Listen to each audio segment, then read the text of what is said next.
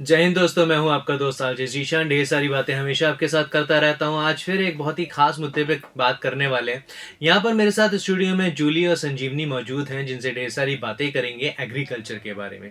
और आज जो टॉपिक वो लेकर आई हैं वो बहुत ज़्यादा पॉपुलर हो रहा है। अगर आप इंस्टा वगैरह चलाते हैं, मीम्स वगैरह यूज़ करते हैं, तो कहीं ना कहीं आपको दिख ही जाता होगा कि सिर्फ आज के टाइम पे खेती गाँव में नहीं होती है, शहरों में भी हो रही है।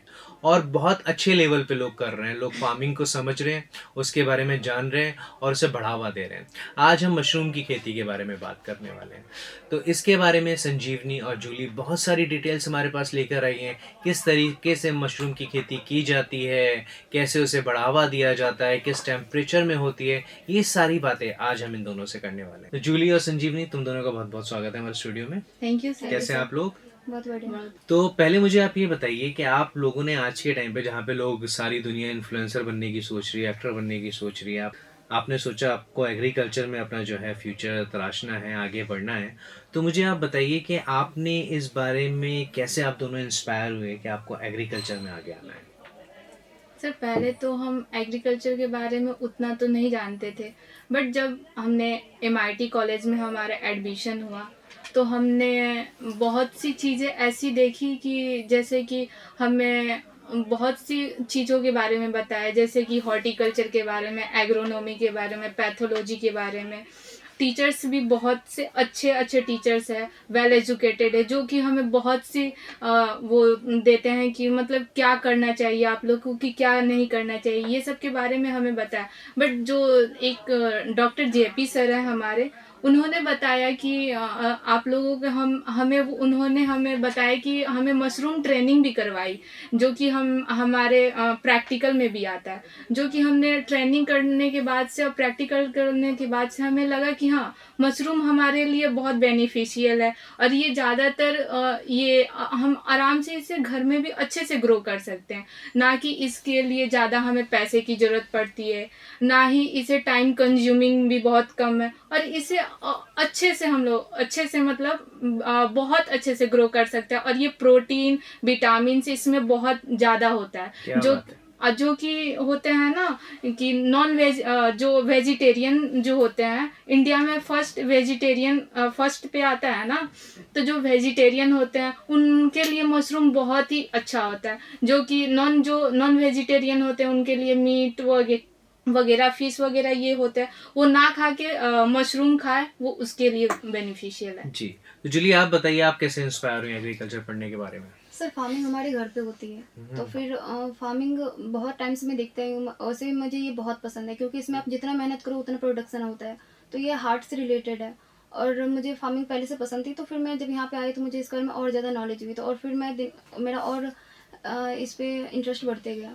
और मैं चाहती हूँ कि आगे एग्रीकल्चर में मतलब नई नई टेक्नोलॉजी के बारे में सीखूँ, जाके किसानों को बताऊँ, अपने घर पे इसे अप्लाई करूँ। और इसमें जितना हो सके उतना, जब किसान बहुत ज़्यादा मेहनत करते हैं उससे उतना मुनाफा नहीं आ पाते, तो फिर वो लोग परेशान हो जाते हैं, डिप्रेस्ड हो जाते हैं, और कहीं ना कहीं कुछ ना कुछ करने को सोच लेते हैं। फिर मैं चाहती हूँ ये सब चीज़ नहीं हो, और फिर मैं इसीलिए एग्रीकल्चर ली हूँ। क्या बात है, दोनों ने बड़ा अच्छा फैसला लिया। दोनों ने बहुत अच्छी अच्छी बातें करी कि सोचा कि एग्रीकल्चर को भी बढ़ावा देना चाहिए। और देखिए, भारत में तो जो है खेत खलियान ही हर तरफ आपको मिलते हैं। हमारा पहला पेशा और सबसे पुराना पेशा भी खेती ही है, तो उसको आज बढ़ावा दे रहे हैं हमारा यूथ। तो उनसे ढेर सारी बातें करने वाले हैं हम अब मशरूम की खेती के बारे में। तो मुझे आप बताइए कि मशरूम की जो खेती होती है वो किस तरीके से की जाती है और उसकी कितनी प्रजातियाँ होती हैं। सर मशरूम की खेती, मशरूम एक प्रकार का वो फंगस है जिसे हम खाते भी हैं और उसे हम वेजिटेबल मीट के रूप में भी उपयोग करते हैं। और गांव में अक्सर जो होता है उसे कुकुरमुत्ता के भी नाम से जानते हैं, और या सांप के छत्ते के रूप में भी जानते हैं। और जो मशरूम होता है सर, तो विभिन्न प्रकार की प्रजातियां होती है, जैसे बटन मशरूम अक्सर ज्यादातर उपयोग करते हैं। जो लोग वेजिटेरियन अक्सर उसे खाते हैं, जो मीट, चिकन मीट वगैरह नहीं खाते हैं, वो बटन मशरूम खाना बहुत ज्यादा पसंद करते हैं। और ये मार्केट में भी इसका बहुत ज्यादा डिमांड रहता है। और मिल्क मशरूम जो होता है वो भी बहुत अच्छा होता है, और ये बहुत बड़ा होता है, और ये वाइट कलर की बहुत हाई क्वालिटी में होता है। और ये ओएस्टर मशरूम जो होता है सर, ओएस्टर मशरूम भी बहुत ज़्यादा बेनिफिशियल है हमारे लिए। और सर ये इसमें ऐसा होता है, ओयस्टर मशरूम भी में वो जो होता है वो विभिन्न प्रकार की इसमें भी प्रजातियां होती है। जैसे एक पिंक ओयस्टर मशरूम होता है, एक येलो गोल्डन ओयस्टर मशरूम होता है। जो सर पिंक ओयस्टर मशरूम होता है सर, वो गर्म इलाकों में होता है, जिसका वो ऐसे जगह पे होता है जहाँ पे टेम्परेचर गर्म इलाकों में होता है, जहाँ की टेम्परेचर 16 से 28 डिग्री टेम्परेचर होती है सर। और वहाँ पे सुंदर पिंक कलर की होती है, जो कि दिखने में बहुत अच्छी लगती है, सुनहरा अच्छा लगता है। और जो येलो होता है वो सुनहरा रहता है, और वो एकदम गोल्डन कलर का सुनहरा दिखने में भी अच्छा रहता है। तो इतनी सारी प्रजातियां होती हैं, हाँ, हमें तो आज सर। तक मशरूम ही पता था। तो जो बटन वाला वर्ड है, ये वाला बटन होता है जो शर्ट में बटन नहीं होता नहीं है? नहीं, अच्छा वो बटन मशरूम होता है सर। अच्छा। Yes, तो मतलब sir. आगे से अगर कभी किसी फ्रेंड को आपको बुलाना है और वो नॉनवेज खाता है, नॉनवेज ना मिले तो आप मशरूम खिला सकते हो, हाँ, है ना? सर। ऐसा हो सकता है। बिल्कुल सही बात है। तो ढेर सारी बातें आप लोग मुझे बता ही रहे हैं। मुझे आज जानने को मिला भैया कितने प्रकार का मशरूम होता है। गोल्डन मशरूम भी होता है, पिंक मशरूम भी होता है, इतनी सारी प्रजातियां होती हैं, और आप मुझे कौन सा वाला खिला रहे हो मुझे जल्दी से बताना। तो जूली, मैं अगला क्वेश्चन आपसे जानना चाहूँगा, ये जो ऑयस्टर मशरूम होता है ये क्या होता है और उसकी खेती किस तरीके से की जाती है? ऑयस्टर मशरूम एक मशरूम की प्रजाति होती है जिसका कल्टीवेशन हम बहुत ही इजी तरीके से कर सकते हैं। ऑयस्टर मशरूम की खेती हम कमरे में करते हैं। कमरा हवादार और अंधेरापन होना चाहिए, और कमरा का जो आकार होगा वो प्रोडक्शन के आधार पे हम लेते हैं। और इसके ऑयस्टर मशरूम के कल्टीवेशन के लिए हम व्हीट स्ट्रॉ यानी कि गेहूँ का भूसा, polythene bag, drum, carbendazim, formalin, iron डैक, हैंड स्प्रे, इन सब चीज़ों की ज़रूरत पड़ती है। अगर इसका उत्पादन हम छोटे स्तर पर करते हैं तो हमें wheat straw and 150 litre water, 12 gram carbendazim और 180 ml फॉर्मेलिन सॉल्यूशन का ज़रूरत होता है। सबसे पहले तो हम व्हीट स्ट्रॉ को 150 लीटर वाटर जो होगा जिससे हम ड्रम में रखते हैं उसे उस व्हीट स्ट्रॉ को उस ड्रम में रखेंगे। 10 से 12 घंटे के लिए हम छोड़ देंगे। उसके बाद फिर व्हीट स्ट्रॉ को हम पानी से निकाल कर फर्श पर फैलाएंगे। फर्श पर फैलाने से पहले हम फॉर्मेलिन सॉल्यूशन से उसको उपचारित करेंगे ताकि कोई भी हार्मफुल बैक्टीरिया उसको हार्म ना पहुंचा पाए, और जो भी बैक्टीरिया होंगे वो किल हो जाएंगे। और कुछ समय के लिए हम भूसे को फर्श पे छोड़ देंगे ताकि उसमें जब उसमें 60 से 65% तक नमी रहेगी, या फिर उसे हम हाथ में उठाकर देखेंगे, वो अगर आपस में नहीं चिपकेगा तो हम समझ जाएंगे इसमें हम मशरूम का सीड मिला सकते हैं। तो फिर हम दो तरीके से मशरूम का सीड मिलाते हैं, या तो डायरेक्टली हम भूसे को मशरूम के सीड के साथ मिलाकर पॉलीथीन बैग में पैक कर सकते हैं, या फिर हम लेयर बाय लेयर कर सकते हैं। वैसे तो लेयर बाय लेयर ज़्यादा यूजफुल होता है, उसमें ज़्यादा बर्बाद भी नहीं होता है और उसमें प्रोडक्शन अच्छी खासी मात्रा में हो जाती है। तो उसे हम पॉलीथीन बैग में पैक करके उसके बाद उसमें 8 से 10 होल कर देंगे ताकि एयर आसानी से आ जा सके। उसके बाद फिर उसे हम रूम टेम्परेचर 25 से 28 डिग्री सेल्सियस पर कमरे के अंदर रख देंगे। 20 दिन बाद देखेंगे उसमें जब हमारा मशरूम ग्रो होगा तो फिर सुबह शाम उसमें वाटर स्प्रे करेंगे। उसके बाद हमारा मशरूम पूरी तरीके से जब तैयार हो जाएगा तो उसकी हम तुराई कर लेंगे, और इसमें 3 से 4 बार हम तुराई कर सकते हैं।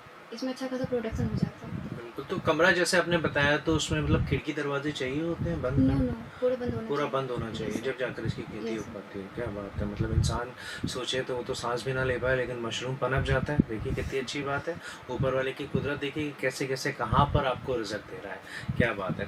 अच्छा बच्चों, मुझे ये बताओ कि जैसे एग्रीकल्चर आप लोग पढ़ रहे हो तो उसमें सब्जियों की भी खेती होती है, but you choose to grow for the mushroom, और आपने मशरूम के बारे में चुना कि मशरूम के बारे में लोगों को जानकारी मिलनी चाहिए, तो क्यों मशरूम ही क्यों चुना? सर सब्जियां के मुताबिक जो मशरूम होता है वो कम समय में हो जाता है, और Okay. इसमें पैसा भी, जो पैसा की लागत होती है वो भी कम लगता है, और जो क्षेत्रफल होता है वो भी कम। जैसे कि इन्होंने बताया कि घर में ही, तो इसको आसानी से घर में ही ग्रो कर देते हैं। बट सब्जियां का होता है उसको क्षेत्रफल भी ज़्यादा लगेगा, टाइम कंज्यूमिंग भी होगा, और पैसे की लागत भी थोड़ी ज़्यादा होती है। बट मैंने सर आपको स्टार्टिंग में ही बताया था जैसे कि मशरूम में प्रोटीन, जैसे कि हाई प्रोटीन होता है, विटामिन्स होती है। तो जैसे अभी के डेट में जो एक्सरसाइज करने वाले बॉयज़ होते हैं सर, तो उनको प्रोटीन लेने के लिए क्या करना पड़ता है कि मार्केट से वो शेक बना के पाउडर जो होता है वो लेते हैं, तो वो थोड़ा हेल्थ के लिए भी वो हानिकारक होता है, और हार्ट के लिए भी थोड़ा सा वो हो जाता है। लेकिन ये ऑर्गेनिक है। अगर हम लोग मशरूम को सुखा के और इसका पाउडर बना के अगर हम लोग इसका उपयोग करें तो ये बहुत बहुत ज़्यादा बेनिफिशियल है। और सर इसमें सबसे ज़्यादा है कि इसमें विटामिन डी पाया जाता है, जो कि सर विटामिन डी हमारे लिए बहुत ज़्यादा ज़रूरी है। जैसे कि समय के अनुसार जब हम बड़े होते हैं तो हमारी हड्डी में दर्द, कमर में दर्द ये चालू हो जाता है। बट सर स्टार्टिंग में यही होता है ना कि हमें दर्द होना चालू है, लेकिन जब हम मशरूम को अच्छे से ग्रो करके इसको धूप में थोड़ा सा सुखा के पाउडर फॉर्म में लेके और दूध या ऐसे फॉर्म में लेके खाएं तो हमारे लिए बेनिफिशियल है। और सर मशरूम को हम लोग कॉस्मेटिक के रूप में भी उपयोग करते हैं, मेडिसिन के लिए भी उपयोग करते हैं सर। बिल्कुल बिल्कुल, कमर दर्द की बात करी मेरे शुरू हो गया, मतलब मुझे लग रहा है मशरूम खाना पड़ेगा कि थोड़ा दर्द दूर हो जाए। तो जूली मुझे ये बताइए कि आपने ऑयस्टर मशरूम की बात करी, लेकिन जैसे कि अभी हमें संजीवनी ने बताया कि मशरूम और भी है, बटन मशरूम भी है, दुधिया मशरूम भी है, तो ऑयस्टर मशरूम क्यों ज़्यादा ज़रूरी है, उसकी खेती में आप क्यों इतना इंटरेस्टेड हो? ऑयस्टर मशरूम की खेती बहुत ही इजी तरीके से हो जाती है। इसके लिए कम लागत, कम समय और कम प्रशिक्षण की आवश्यकता होती है। और मशरूम की अन्य प्रजातियों के लिए ज़्यादा लागत, ज़्यादा समय और ज़्यादा प्रशिक्षण की आवश्यकता होती है। ऑयस्टर मशरूम गांव के कमज़ोर वर्ग के जो अशिक्षित लोग हैं वो भी कम खर्च में कर सकते हैं और अपना फाइनेंशियल कंडीशन भी सही कर सकते हैं। और ऑयस्टर मशरूम काफ़ी ईजी होता है कल्टीवेट करने में। लोग इसको जल्द अच्छे से कल्टीवेट कर सकते हैं, इससे अपना बिजनेस स्टार्ट कर सकते हैं। बहुत ही फ़ायदेमंद होता है।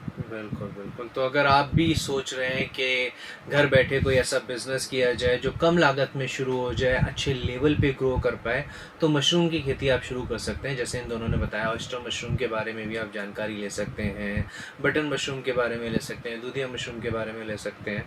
तो इन सब की अगर आप जानकारी लेंगे और किस तरीके से इसको ग्रो करना है, एग्रीकल्चर फील्ड में आपको कैसे जाना है, तो आप एक अच्छा बिजनेस कर सकते हैं घर बैठे बैठे। बहुत अच्छी बात है। तो अगला सवाल मैं आपसे जानना चाहूँगा संजीवनी, आपको इस खेती के बारे में कैसे पता लगा और इसमें कितना फ़ायदा है लोगों के लिए? सर पहले तो हम मशरूम के बारे में कुछ नहीं जानते थे। पहले मशरूम खाना बस इतना तक हमें पता था। बट धीरे धीरे जब यहाँ पे मेरा एडमिशन हुआ MIT कॉलेज में, तब हमें पता चला कि नहीं, मशरूम का कल्टीवेशन, इसको ग्रो कैसे करना चाहिए, ये हमें डॉक्टर JP सर के अंडर में रह के हमने सीखा।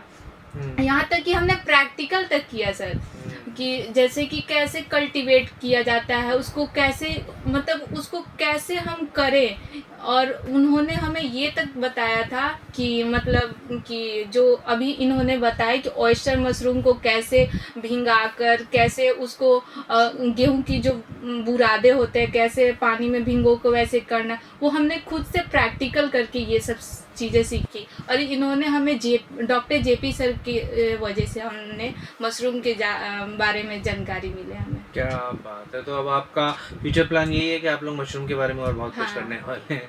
तो जूली मुझे आप बताइए कि BSc एग्रीकल्चर आप कर रही हैं, आगे आप कैसे अपना फ्यूचर देखती हैं खेती में, एग्रीकल्चर में? इसके बाद मैं mushroom as a entrepreneur mushroom के बारे में ही सोच रही हूँ, क्योंकि ऑयस्टर मशरूम मैं जब घर गई छुट्टी में तो फिर मैंने वहाँ ऑयस्टर मशरूम को कल्टीवेट करके देखा। आसपास के लोग देख कर सोच रहे थे पता नहीं क्या कर रही है। तो फिर जब मैंने करा उसके बाद ऑयस्टर मशरूम जब हुआ उन्होंने देखा और फिर मैं घर पे भी बना, सब कोई खाया, सब कोई खुश हुए कि हाँ पढ़ रही है और कुछ तो की है। तो इस हिसाब से मैं मोटिवेट हुई, मैं सोच रही हूँ मशरूम में ही एज एंटरप्रेन्योर करूँ। क्या बात है। तो आप दोनों मशरूम की खेती कीजिए और एक एक बोरी मेरे घर भिजवाइए। जरूर जरूर। ओके, तो क्या एक मैसेज आप हमारे सभी लिसनर्स को, व्यूवर्स को देना चाहती हैं जो एग्रीकल्चर में अपना फ्यूचर तलाश रहे हैं? तो पहले मैं संजीवनी चाहूँगा आप एक मैसेज दीजिए।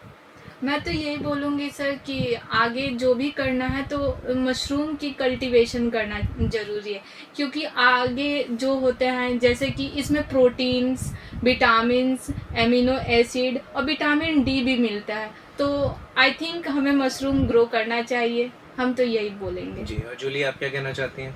मैं तो कहूँगी ये एग्रीकल्चर फील्ड है, ये काफ़ी बेहतरीन फील्ड है और आने वाले समय में और ज़्यादा काफ़ी बेहतरीन होंगी। जितने भी यूथ लोग नए नए आइडियाज़ आते हैं, इसे एग्रीकल्चर में जितना आप यूज़ करो उतना बेहतर है। और मशरूम है तो मशरूम में तो और ही ज़्यादा फ़ायदे हैं। बहुत टाइप के मशरूम होते हैं, आप जो भी ग्रो करना चाहो आप उसे ग्रो कर सकते हो। और एग्रीकल्चर हार्ड, मतलब इस सब जितना जुड़ोगे आपको उतनी खुशी मिलेगी। आप इसमें जितना मेहनत करोगे आपको उतना रिजल्ट मिलेगा। तो एग्रीकल्चर से आप जुड़े रहो, जितना जुड़ोगे उतना अच्छा है। बिल्कुल सही बात है। तो ज़मीन से आप जुड़े रहिए, जितना आप अपनी ज़मीन को, अपनी खेती को जानेंगे उतना बहुत बेहतर आपके लिए हो सकता है। और देखिए कितने अच्छे बिजनेस आइडियाज़ उन्होंने दिए हैं। अगर आप सोच रहे हैं लाइफ में कुछ अच्छा करने की, कम बजट में करने के, तो बहुत अच्छे ऑप्शंस आपके पास हैं एग्रीकल्चर फील्ड में। तो उसके बारे में ज़्यादा जानिए और अपने आप को एंटरप्रेन्योर बनाइए। सर हमारा देश भी कृषि प्रधान देश हाँ, है, बिल्कुल। तो और हम किसानों को भी ज़्यादा मोटिवेट कर सकते हैं। और ऐसा नहीं है पुराने ज़माने से जो खेती करते आते हैं, बोलते हैं लोग कि है पुराने ज़माने की खेती, बट आजकल का है सर कि ज़्यादा से ज़्यादा जैसे ड्रोन आ गए हैं, ड्रोन से हम लोग कल्टीवेट कर सकते हैं, जैसे कि रिमोट सेंसिंग, जीपीएस, जीआईएस, ये सब चीज़ें अब इसमें भी यूज़ होने लगे हैं, जिससे कि हम किसान को ज़्यादातर मोटिवेट कर सकते, बता सकते हैं। और ये हमारे किसान भाइयों के लिए भी बहुत इजी हो गया है। बिल्कुल सही बात। तो दोस्तों आज ढेर सारी बातें हमने संजीवनी और जूली से जानी, एग्रीकल्चर के बारे में, मशरूम की खेती के बारे में। उम्मीद है आपने भी बहुत कुछ सीखा होगा और आप भी प्लान करेंगे कुछ बेहतर करने की। फिलहाल आपसे इजाज़त लेते हैं, लेकिन बाद फिर मुलाकात होगी, ढेर सारी बातें होंगी। अलविदा।